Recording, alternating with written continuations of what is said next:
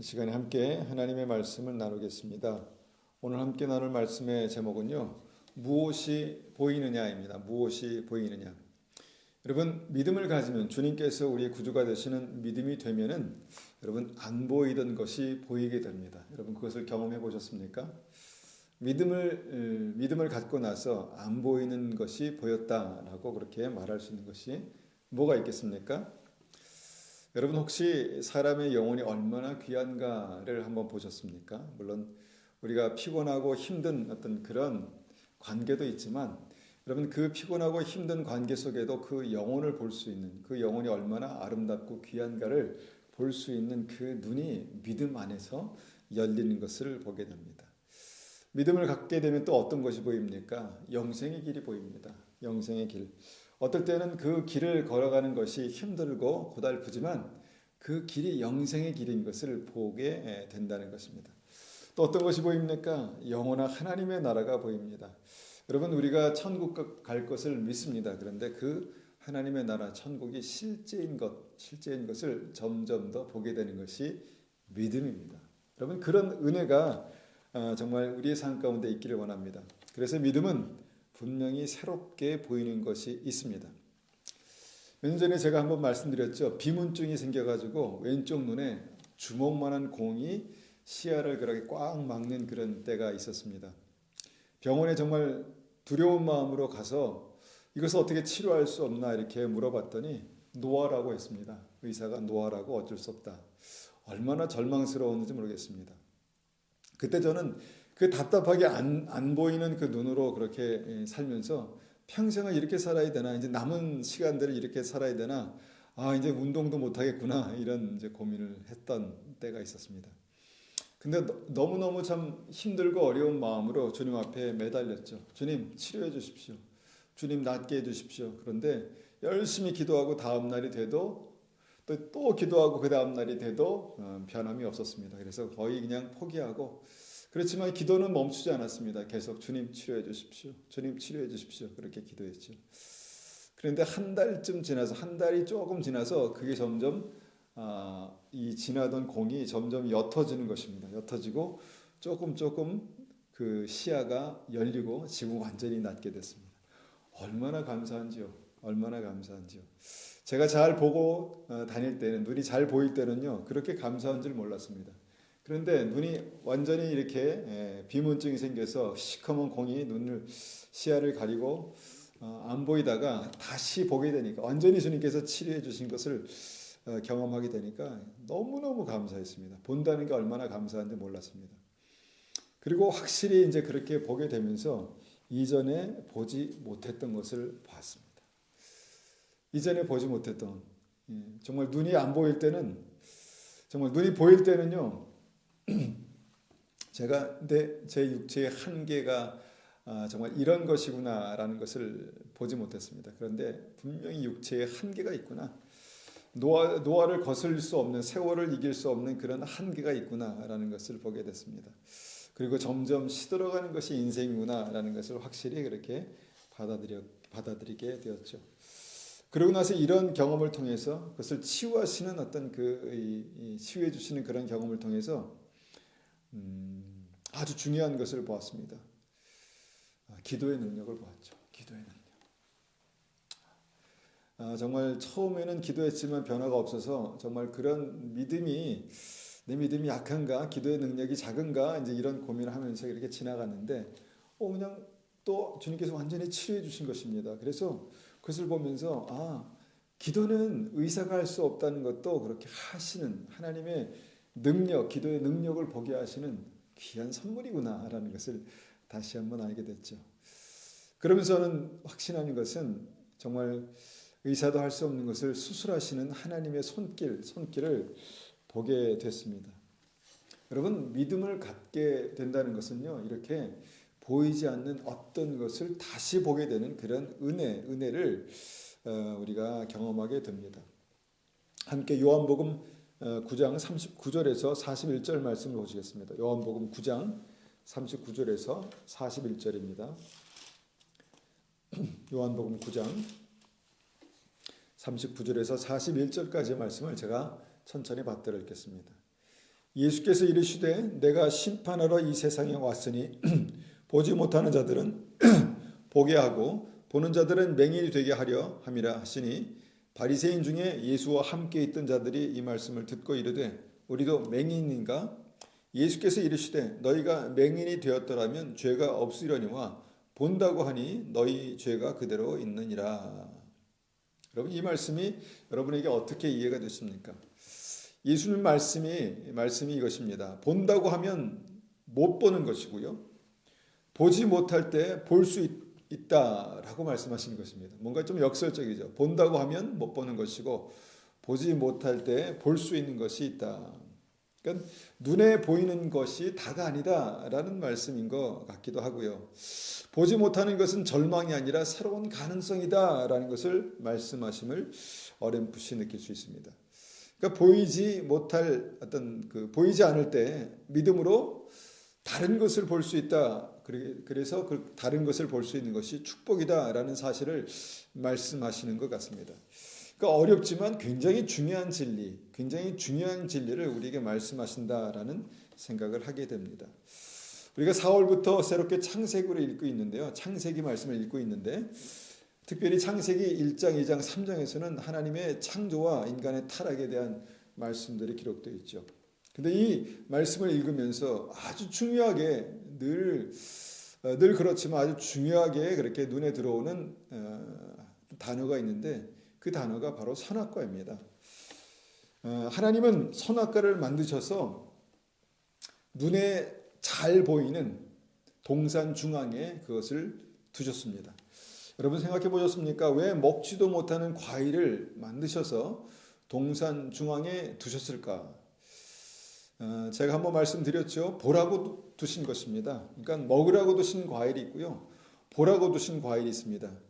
그런데 중요한 것은 이것입니다. 무엇을 보라고 거기에 선악과를 두셨을까입니다.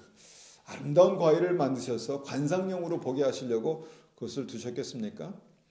그 동산 중앙에 아주 잘 보이는 동산 중앙에 선악과를 만드셔서 거기에 두신 이유가 무엇일까 하는 것입니다.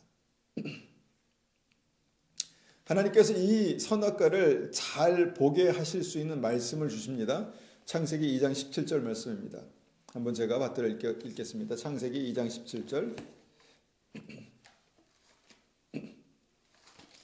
창세기 2장 17절입니다. 선악을 알게 하는 나무의 열매는 먹지 말라. 내가 먹는 날에는 반드시 죽으리라 하시니라. 주님께서 선악과를 만들어 두시고 그것을 바라보게 하셨는데 잘 보이는 곳에 두셨는데 그런데 그냥 잘 보기 위해서 두신 게 아니라 그 선악과를 거기에 두신 그것을 바라보라고 하신 어떤 중요한 열쇠가 되는 말씀이 창세기 2장 17절입니다. 핵심은 뭐냐면 이것을 먹지 말라는 것입니다. 먹지 말라. 먹는 날엔 내가 반드시 죽으리라라는 그런 하나님의 계명을 주셨다라는 것입니다. 그럼 이제 아담과 하와가 이 말씀으로 이제 선악과를 받겠죠. 그래서 이 말씀을 가지고 우리가 선악과를 바라보면서 한번 그때의 상황들을 한번 상상해 봅니다. 여러분 창세기의 이 에덴 동산의 상황을 한번 상상해 보면 그 중앙에 있는 선악과를 바라보고 있는 세 그룹이 있었다라는 것입니다. 누구일까요? 첫 번째 그룹은 성삼위 하나님입니다. 그러니까 아버지 하나님, 성자 예수님, 그 다음에 성령님 이 세 분이 이 선악과를 바라보고 계셨다라는 것입니다. 그러니까 창세기를 읽다 보면 우리가 창조의 주체를 우리라고 표현하시는 말씀이 있죠. 여기에 삼위일체 하나님, 성삼위 하나님을 말씀하는 것입니다. 이 분들이 선악과를 바라보고 있는 첫 번째 그룹입니다. 이분들이 선악과를 보셨습니다. 바라보고 계셨습니다. 두 번째 그룹은요, 사단과 타락한 천사들이 뱀이 선악과를 보고 있었습니다. 선악과를 보면서 무슨 생각을 했을까? 그건 우리가 한번 생각해 보기로 하고요. 이 사단과 타락한 천사들, 마귀죠. 마귀가 뱀이 그 선악과를 바라보고 있었다는 것입니다. 이게 두 번째 그룹이죠. 그리고 마지막 세 번째 그룹은 누구입니까? 우리가 잘 아는 아담과 하와가 이 선악과를 보고 있었다는 것이죠. 그러면 이 선악과라는 어떤 이 팩트를 바라보는 이 세 그룹의 관점은 다 같았을까? 이런 고민을 해본다는 것입니다. 세 그룹은 똑같은 선악과를 바라보았지만, 그래서 동일한 나무, 동일한 선악과를 보았지만 분명히 다른 것을 보았을 것이다 라는 상상을 해봅니다. 분명히 같은 것을 보면서 다른 것을 보고 있었다라는 것이죠. 여러분, 이것이 어떤 의미일까요? 먼저 선악과를 바라보는 하나님, 삼위일체 하나님과 사단과 그 다음에 사람들의 공통된 어떤 관점이 있습니다. 팩트라고 그러죠. 그것이 뭐냐면 이 선악과는 하나님께서 만드셨다는 것입니다. 다 그것을 인정하고 이 선악과를 바라봤을 것입니다. 그리고 두 번째는 그 선악과를 동산 중앙에 심으셨다는 것입니다. 동산 중앙에 심겨졌다라는 팩트죠. 그리고 중요한 것은 이것은 먹을 수도 있는 과일이다라는 것입니다. 이것은 세 그룹이 동일하게 선악과를 바라보면서 공통적으로 바라볼 수 있는 어떤 그런 팩트라고 그렇게 이해할 수 있습니다. 그 사람과 뱀과 어떤 그 하나님과 사람과 그 마귀가 이 선악과에 대해서 몇 가지 공통된 관점을 가지고 있다라고 해서 우리가 같은 목적으로 같은 길을 간다라고 생각할 수 없죠. 당연히 없는 것입니다. 당연히 아닌 것이죠. 그래서 선악과를 바라보는 분명한 다른 관점이 있다라는 것입니다. 그것이 무엇일까요? 이 다른 관점 때문에요. 이 선악과 하나를 바라보는 다른 관점 때문에 각자가 다른 길을 가게 됐다는 것이 오늘 우리가 고민해보고 생각해볼 수 있는 어떤 적용해볼 수 있는 진리입니다. 자, 선악과를 바라보는 하나님의 관점은 무엇일까요? 선악과를 바라보신 하나님의 관점. 하나님의 관점은요, 모든 것이 아담과 하와를 믿음으로 영원히 살게 하자라는 것입니다. 아담과 하와와 정말 이 하나님께서 행복하게 영원히 살게 하자는 것이 어떤 이 선악과를 바라보는 관점이라고 믿습니다. 그리고 이것을 일부러 동산 중앙에 둘 정도로 그 서로의 믿음을 위해서, 영생을 위해서 굉장히 중요한 것이다라는 것을 우리가 한번 생각해 볼 수 있는 것이죠. 선악과를 그렇게 중간에 주님께서 중앙에 만드시고 그것을 바라보는 어떤 그 하나님의 관점이 이것이다라고 우리가 생각해 볼 수 있습니다. 선악과를 바라보면서 주님께서 가지고 계신 목적도 있다고 봅니다. 그것은 뭐냐면 하나님과 완전한 신뢰관계, 믿음으로 살게 하자라는 것입니다. 그러니까 이것을 따먹으면 반드시 죽으리라라고 말씀하셨으니까 그것을 믿으면 안 따먹으면 되지 않습니까? 그래서 그 하나님을 믿는 신뢰관계를 가지고 끝까지 살게 할 목적으로 그 믿음에 관한 신뢰관계를 그렇게 가시적으로 만들어 두신 것이죠. 그래서 이 어떤 그 선악과를 통해서 주님께서는 먹으면 죽는다라는 진리를 계명으로 주신 것입니다. 이것이 이제 하나님께서 선악과를 바라보는 믿음의 관점이었습니다. 그러면 선악과를 바라보는 이 마귀의 관점, 뱀의 관점은 무엇일까요? 마귀가 하나님 만드신 선악과를 보면서 무슨 생각을 했겠습니까? 물론 우리가 성경을 읽어보면 우리가 충분히 예측할 수 있는 것입니다. 그것은 뭐냐면 하나님과 사람의 관계를 끊어버릴 절호의 기회다라는 생각을 했을 것입니다. 그래서 선악과를 바라보면서 이 선악과는 하나님과 이 인간들의 관계를 끊어버릴 수 있는 그런 절호의 찬스다. 이렇게 이제 그래서 하나님과 사람에게 치명타를 입힐 수 있는 그런 기회다라고 그 원수 마귀는 그렇게 생각했을 것이다라는 것은 분명한 사실입니다. 그래서 그 관점으로 이제 어떤 목표를 세웁니다. 목적을 세웁니다. 먹어도 죽지 않는다고 아담과 하와를 속여서 선악과를 먹게 하고 사망에 이르게 하자라는 어떤 그런 목적을 이제 세우게 됩니다. 그리고 전략적으로 어떻게 접근합니까? 좋은 따뜻한 대화를 아담과 하와에게 시도합니다. 좋은 대화를 그렇게 시도하는 것이죠. 이것이 선악과를 바라보는 뱀의 마귀의 관점입니다.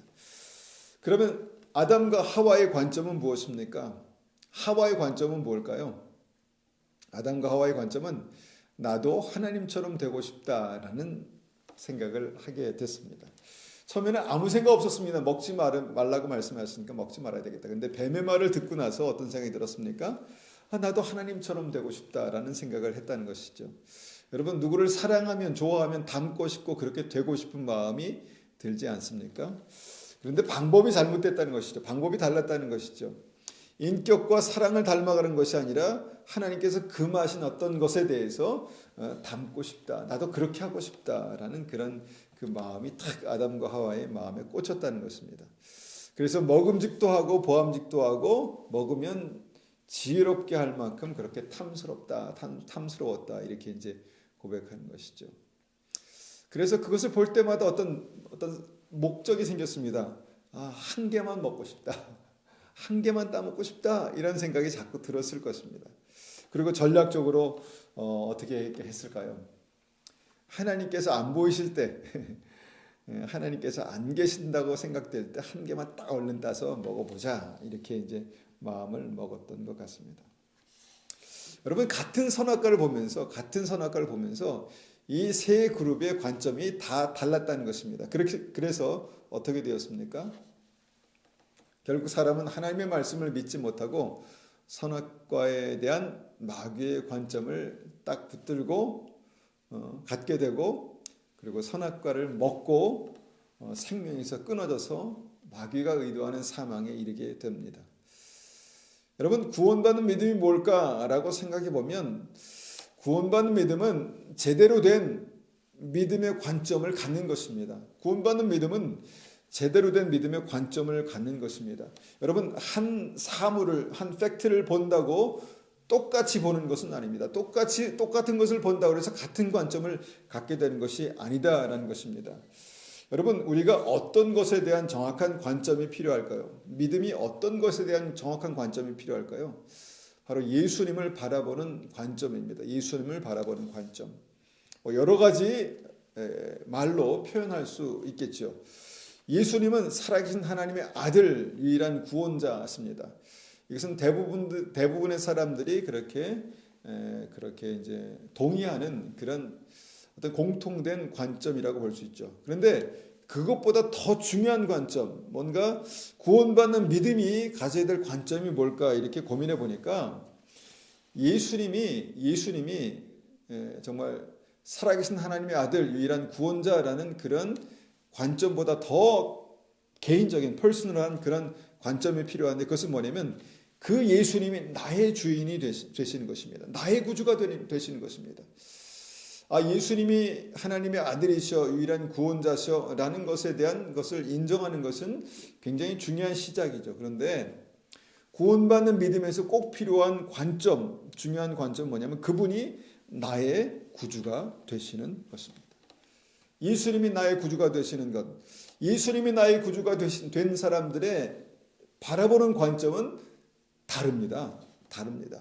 그것이 어떻게 확인될까요? 아까 선악과를 바라보는 하나님과 마귀와 사람의 어떤 관점이 다른 것처럼 정말 예수 그리스도를 바라보는 관점의 차이는요, 그 삶으로 확인된다라는 것입니다. 그래서 야고보서에서 행함이 없는 죽음은 죽은 믿음이다라는 것입니다. 그러니까 믿음의 분명한 관점이 있으면 삶으로 확인할 수 있다라는 것이죠. 삶으로 확인되지 않는 믿음의 관점은 뭡니까? 죽은 믿음이다. 이렇게 이제 말씀하신 것입니다. 여러분, 예수님이 나의 주인 되시는 관점 굉장히 중요한데요. 이것을 어떻게 우리가 스스로 확인할 수 있을까요? 내 삶의 모든 것을 예수 그리스도께서 주인 되시는 그 관점으로 바라본다라는 것입니다. 바라보게 된다는 것입니다. 여러분, 예수님이 나의 주인 되시는 그 관점으로 나의 삶을 바라보면 무엇이 보일까요? 무엇이 달라질까요? 보통 우리는 예수님을 알기 전에 내가 무엇을 하면 행복할까 이런 고민들을 주로 합니다. 내가 무엇을 하면 내가 잘 살 수 있을까 이런 고민들을 합니다. 여러분, 내 삶을 바라본 이 관점이 그렇다는 것입니다. 그런데 예수님이 나의 주인이 되시면 이 관점이 어떻게 바뀔 것 같습니까? 어떻게 바뀔까요? 어떻게 바뀔까요? 나의 구주가 되신 예수님을 생각하면서 그 관점으로 보겠죠. 주님은 내가 어떻게 살면 행복해 하실까? 내가 어떤 인생을 살면 주님은 행복해 하실까라는 관점을 가져보셨습니까?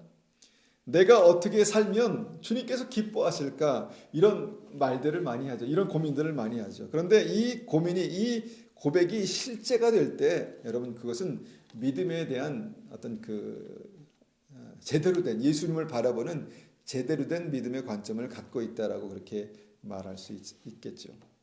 그러니까 나를 사랑하시는 주님 앞에서 정말 나를 사랑하시는 주님 앞에서 예수님을 사랑하는 그 믿음으로 내 삶을 바라보는 그 관점이 분명히 생긴다라는 것입니다. 그러면 예배를 보는 관점도 달라지겠죠. 많은 사람들이 예배 가운데 하나님의 은혜를 받고 복 받기를 원하겠지만 예수님이 나의 주인 되시는 그 믿음의 관점으로 예배를 바라보면 어떻겠습니까? 이것이 하나님께서 받으시는 예배인가? 이 예배가 하나님께서 기뻐하시는 영광을 돌려드리는 예배일까? 이런 것에 주목해서 그 예배를 바라보게 되겠죠. 여러분 그 관점으로 예수님께서 나의 주인 된 관점으로 내 삶을 바라보면 그렇게 새롭게 보이는 것들이 있다는 것입니다. 여러분 그렇게 하면서 내 인생을 바라보면요 특별히 다르게 보이는 것이 있습니다. 지난주에 제가 말씀드린 것 가운데 하나가 바로 고난입니다. 고난, 인생의 고난, 고통, 인생의 문제. 여러분 예수님 없이 고난을 바라보면 어떻게 보입니까? 고난은요 불행으로 보입니다. 불행. 내가 왜 이렇게 됐을까? 내가 왜 이런 일들을 만났을까? 여러분 고난, 고통이 재앙으로 보입니다. 내가 재수 없이 이런 인생을 내가 살게 됐구나 이렇게 보인다는 것이죠. 나의 삶 속의 문제가 그냥 단순히 걸림돌로 보인다는 것입니다. 왜 나는 내 인생은 이것 때문에 힘들게 됐을까? 이런 문제가 걸림돌로 보이는 그런 관점을 갖게 됩니다. 그런데 예수님께서 나의 주인 되시는 관점으로 내 고난과 고통과 문제를 바라보면 무엇이 보입니까? 새롭게 보이는 것이 있습니다. 무엇이 보입니까? 지난 시간에 말씀드렸듯이 십자가가 보인다는 것입니다. 나를 살리시기 위해서 주님께서 나에게 허락하신 자기 십자가가 보인다는 것입니다. 자기 십자가를 지고 나를 따르는 자가 내 제자가 될 수 있다. 자기 십자가를 지고 나를 따르는 자가 내게 합당한 자다라고 말씀하시는 그 자기 십자가가 보인다는 것이죠. 결국 내가 예수 그리스도와 함께 십자가에서 죽어야 내 안에 예수 그리스도께서 사신다는 그 믿음의 실체가 이 십자가라는 것을 우리가 알게 된다는 것입니다. 그래서 믿음의 사람은 예수님이 나의 구주가 되시는 사람은요. 내 고난을 내 고통을 여러분 분명히 십자가로 보게 됩니다. 주님께서 나를 살리시기 위해서 내가 그곳에 죽어야 될 내가 내 혼의 지정의가 그곳에서 죽어야 되는 그 십자가가 보인다라는 것입니다.